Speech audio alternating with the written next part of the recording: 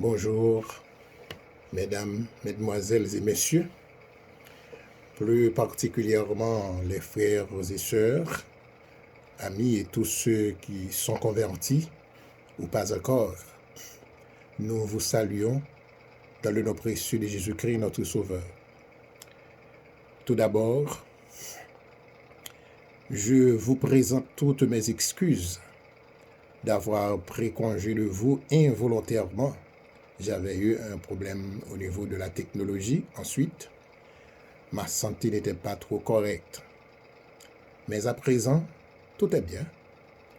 Et nous sommes prêts à dire, Seigneur, envoie-moi, à l'instar d'Ésaïe. Comme disait le juge français dans son expression, à Guillaume Josséol, le plaignant, devant le tribunal de France, revenons à nos moutons, ce qui signifie revenons à notre sujet, à celui dont il est question. Parce qu'en dépit de tout, je peux dire, Ebenezer, jusqu'ici l'Éternel nous a secourus. Si nous sommes là, toujours est-il, c'est une grâce immensurable, ce qui est impossible à mesurer, à évaluer, et même être trop grand pour mesurer. C'est ce qu'on appelle la grâce de Dieu. C'est une question de grâce sur grâce. Amen et amen. Au nom de Jésus. Le pivot scripturaire du jour, c'est bien Matthieu le chapitre 24, le verset 3 à 31. Mais nous allons utiliser seulement les versets 4 à 8 pour aujourd'hui. Nous lisons ce qui suit. Matthieu le chapitre 24, le verset 4 jusqu'au verset 8. Jésus leur répondit: prenez garde que personne ne vous séduise, car plusieurs viendront sous mon nom, disant, c'est moi qui suis le Christ. Et ils séduiront beaucoup de gens. Vous entendrez parler de guerre et des bruits de guerre. Gardez-vous d'être troublés, car il faut que ces choses arrivent. Mais ce ne sera pas encore la fin. Un royaume s'élèvera contre un royaume, et une nation contre une nation, et il y aura en divers lieux des famines et des tremblements de terre. Tout cela n'est que le commencement des douleurs. Parole du Seigneur pour le peuple du Seigneur. Le sous-thème du jour concernant les signes eschatologiques qui sont basés sur les grands bouleversements actuels qui rappellent tout ce que le Seigneur a dit lors de son mystère terrestre. Nous avons ce sous-thème pour aujourd'hui. Jésus choisit de répondre aux questions de ses disciples par des signes eschatologiques. L'objectif de l'exposé du jour: les chrétiens doivent se réveiller du sommeil du péché, parce que ces signes sont à l'œuvre. Littéralement, ils sont en train d'accomplir. Quelques mois passés, nous avons parlé de la manière dont le Seigneur a utilisé pour répondre aux questions de ses disciples qui concernent le temps de son avènement et aussi quel en sera le signe de la fin des temps. Et nous avons vu dans le verset 3 de ce chapitre comment Jésus choisissait de les répondre par des signes eschatologiques. Et nous avons beaucoup appris de ces signes. Nous allons les développer plus tard. Par contre, aujourd'hui, nous allons continuer à parler toujours des signes en utilisant cette même méthode pour vous mettre en connaissance de ce qu'il a dit exactement à ses disciples par ces signes, toujours est-il eschatologiques. Pour ce fait, nous allons utiliser les versets 4 à 8 du chapitre 24 de Matthieu. Dans le verset 3, nous avons eu la connaissance du lieu où est situé le temple de Jérusalem, quelques définitions du mot signes eschatologiques qui sont très importants pour l'auditoire et les compréhensions de ses disciples au sujet des signes des temps. Mais Jésus voulait parler de ce qui va arriver après lui, après son départ terrestre, son retour au ciel et autres. D'après Matthieu, le chapitre 24, du verset 3 à 31, les signes eschatologiques sont divisés en deux grandes parties principales. La première partie commence les versets 4 à 14 et la deuxième partie les versets 15 jusqu'au verset 28. La première partie est intitulée La première partie de la réponse de Jésus à ses disciples. Je reprends la première partie de la réponse de Jésus à ses disciples, les versets 4 à 14, comme je vous ai dit. Et nous aurons à parler les 3 premiers signes pour aujourd'hui. Il y a beaucoup de signes, mais nous avons parlé des 3 premiers signes pour aujourd'hui. Je veux bien préciser ça pour nos amis auditeurs. Le premier signe eschatologique de Jésus. Le premier signe eschatologique de Jésus se trouve dans les versets 4 à 5 de ce chapitre. Que personne ne vous séduise. Que personne ne vous séduise, c'est le premier signe. Les réponses eschatologiques de Jésus sont divisées en 2 grandes parties consécutives, comme je vous ai dit. La première partie commence par les versets 4 à 14. Ensuite, la deuxième partie se trouve dans les versets 15 jusqu'au verset 28. Mais aujourd'hui, nous allons entamer le premier signe dont le Seigneur a mentionné dans le verset 3 de ce chapitre. Le Seigneur donnait ce qui peut arriver très bientôt après son départ en ce qui a trait aux Juifs rebelles qui opposent toujours à ses enseignements en sa présence. Jésus pensait qu'ils feront de même pour troubler la foi de ses disciples et autres chrétiens. Il les prépare comme un moyen de mise en garde pour les protéger contre leur manière d'attaque.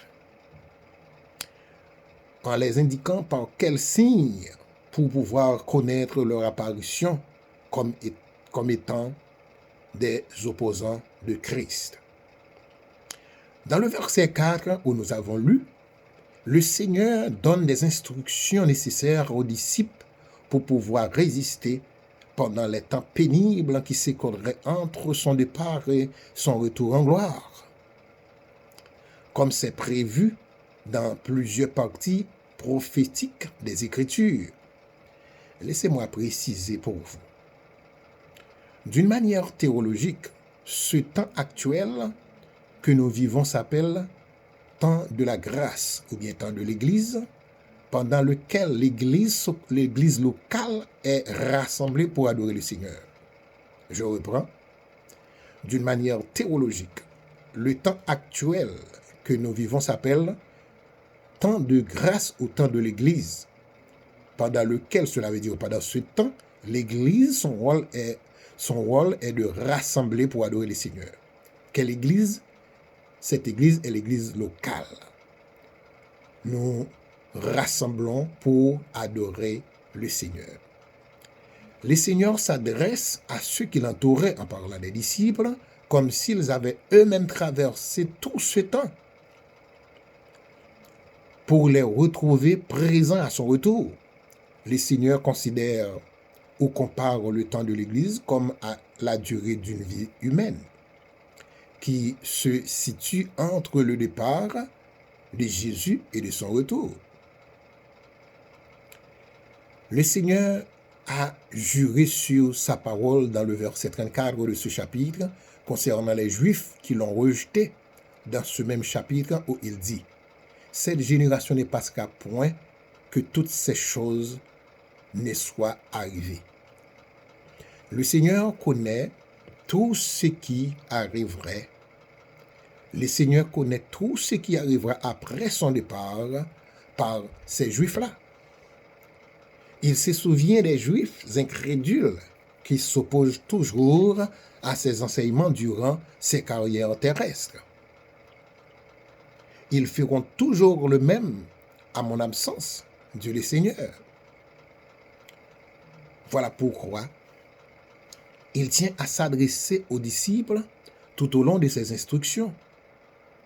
Même si les Juifs, même si les disciples mourraient, mais ces instructions resteraient pour le temps de l'Église. Cette Église qui remplace Israël pour un temps sera au rendez-vous avec le Seigneur pour le grand jour de son avènement.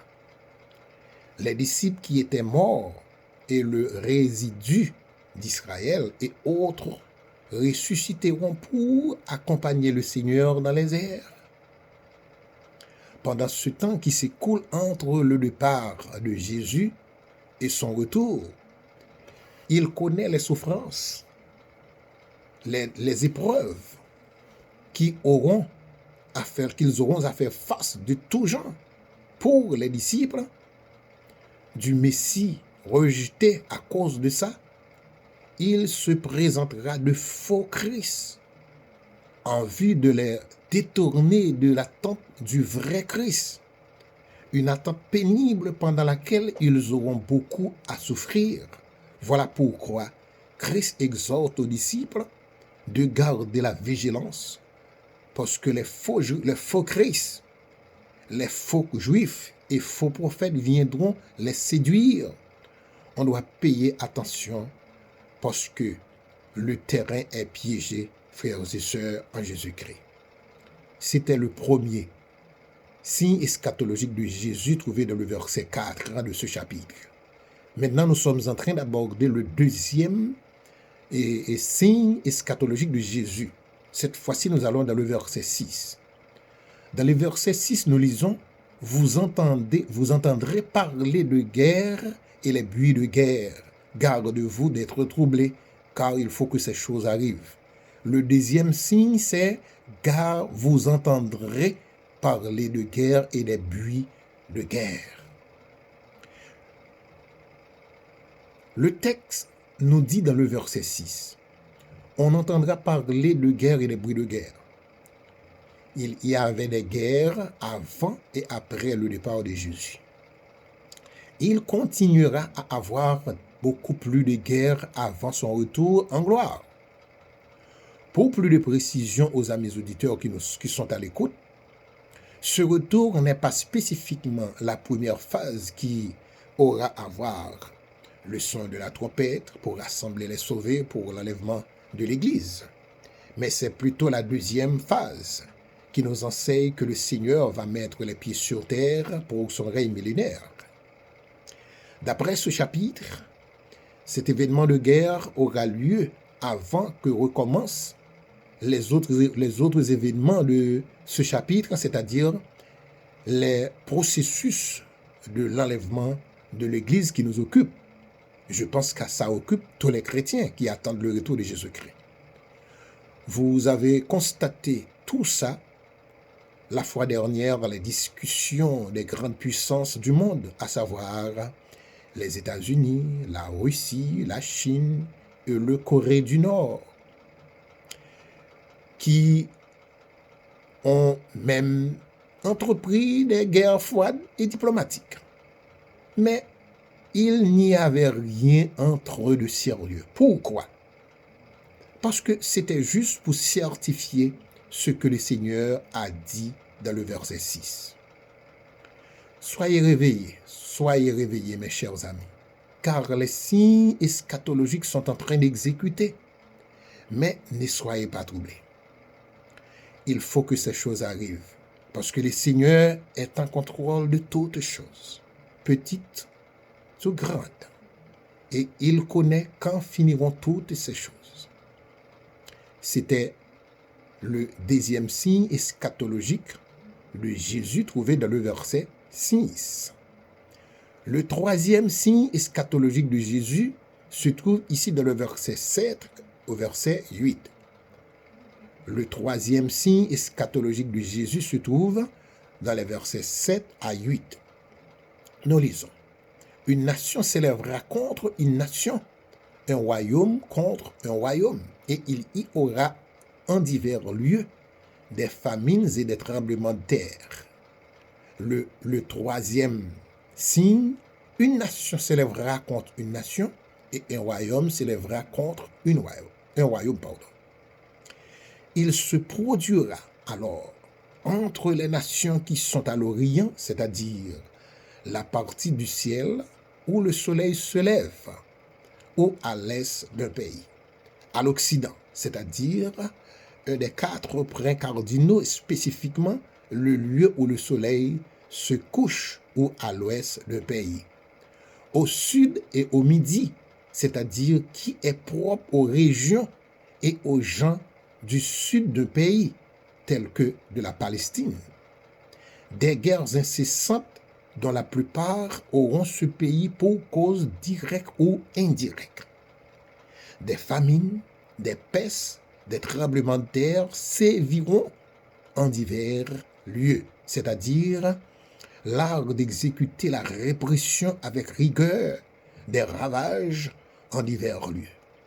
Peut-être, dira-t-on, ces événements se manifestent dans tout temps. C'est ce que Satan peut dire. C'est vrai. Mais ici, ce seront les préludes des jugements de Dieu dans la fin des temps. Ces jugements revêtront un caractère de gravité dont les hommes auront l'impression plutôt que de l'intelligence pour ouvrir leurs yeux. Mais que les croyants avertis par la parole de Dieu sauront discerner quelle est la profondeur de l'intelligence pour comprendre les choses divines, au lieu d'être impressionnés de ce qui arrive à cette fin des temps. Au reste des frères et sœurs en Jésus-Christ, nous nous approchons de ce moment maintenant même. Nous sommes en train de le vivre. Ces types d'événements qui se répètent assez souvent de nos jours peuvent produire en général une quantité de crainte et de peur. Car les hommes se sentent bien que l'on marche vers une crise terrible. Au milieu de cette crainte, ils devraient se laisser enseigner par la parole de Dieu. Au moins, ils pourraient chercher le moyen de se mettre à l'abri du Tout-Puissant. Par conséquent, cette crainte pourrait leur apporter du salut. Et elle est là pour quelques-uns qui le cherchent de tout cœur. Mais il faut payer beaucoup d'attention avec l'ennemi.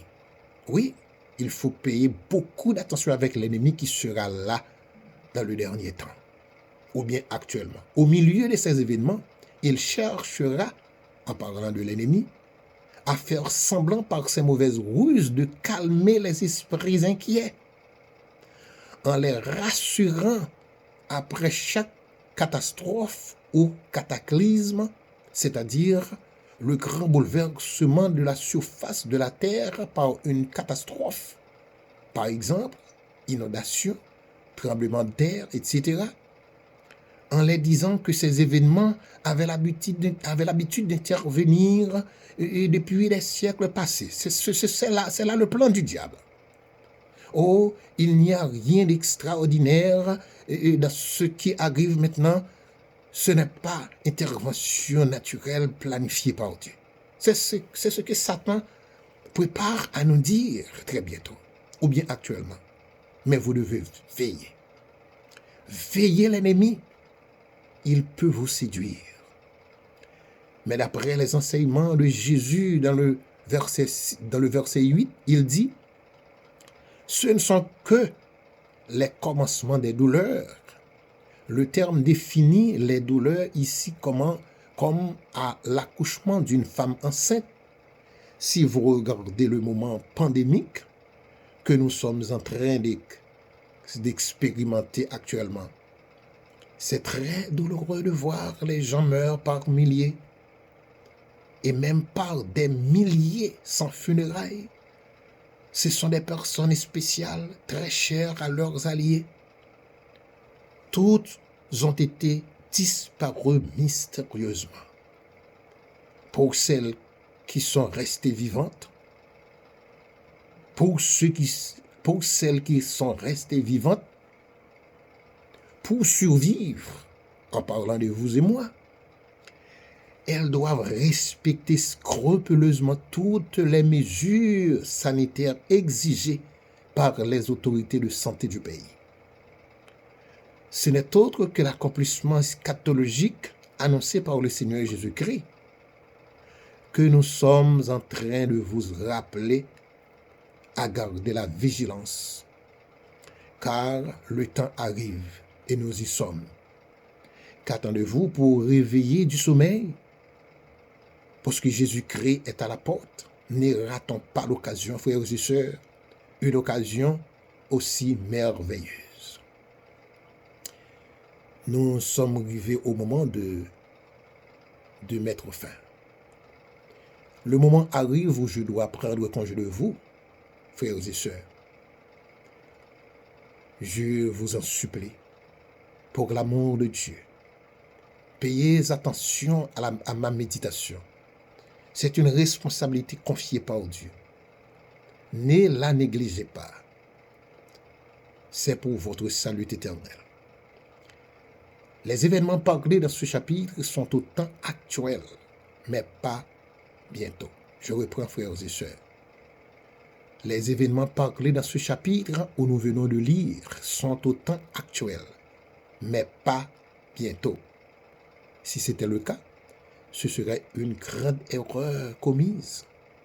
Les chrétiens doivent se réveiller du sommeil du péché parce que ces signes eschatologiques sont à l'œuvre, littéralement et textuellement, ils sont en train d'accomplir.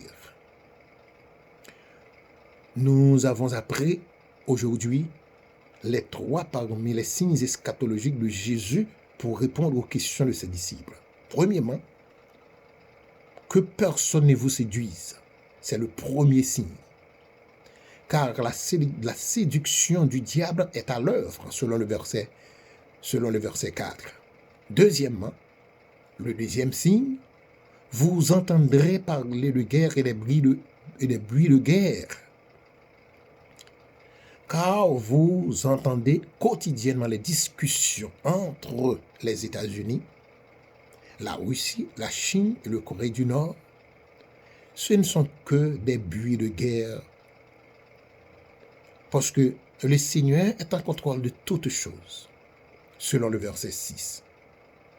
Troisième signe, une nation s'élèvera contre une nation, un royaume contre un autre royaume, selon les versets 7 à 8.